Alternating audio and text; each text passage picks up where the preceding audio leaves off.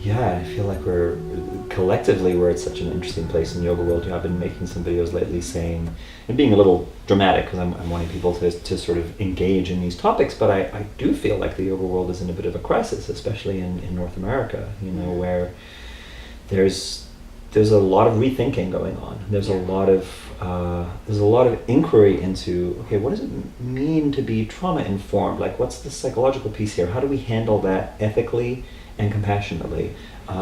What's really going on with the postures? How do we understand anatomically and biomechanically what the postures do and don't do, and what some of the missing pieces might be, what some of the old ideas and dogmas may be that are turning out not actually to be correct? And how do we keep evolving that? How do we keep evolving healthy versions of authority and community in a subculture that honestly has had way more than its fair share of toxic situations and abusive scandals. So I feel like there's a very exciting, positive, creative kind of crisis occurring where we get to sort of reimagine some of that stuff, and a lot of us have to really up our games because there's a whole. I feel like there's an upswelling. I've been calling it the yoga renaissance, and I did a whole series of interviews with these brilliant women who I feel are making such a big difference in this regard, especially around the body.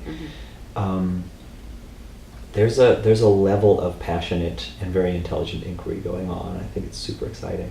Yeah, it feels like a digging in. Like there's a digging in, a deepening, and I would say it's a real pivot point where it feels like there is a completely different movement happening towards integration. Really, that's the word that comes to mind for me. Where it's not just a physical practice. It's not just a psychological practice. It's not just a social justice practice. It's not just an emotional practice. It's all of those things. And in order to be fluent as a teacher, you really do have to understand pieces from each. Yeah, I feel like I'm getting this picture in my mind of like 3 stages, where one stage is, no, it's just yoga and yoga is enough. And if you just do the yoga. And then there's a second stage where it's like, but wait, what about political awareness? And what about psychological healing? And what about emotional intelligence? And in that second phase, people just said, oh yeah, yoga just does all of that.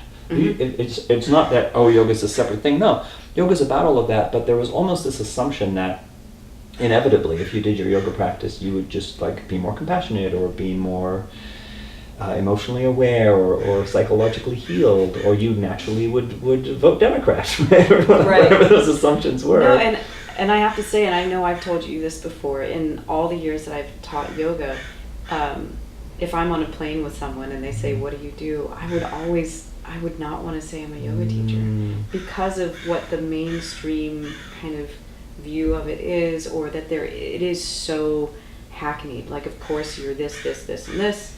And I really think the other piece that's happening right now in yoga, or at least that I would like to see happening more, is no, you get to be whoever you are, right? You can have whatever viewpoints you have, and you can have the experiences you have and live the lifestyle you live, and still be curious about the same sorts of things. Absolutely. And so that's one of the things that I really want to be mindful of, is like we're inviting everyone to be a part of this, and it isn't a dogma.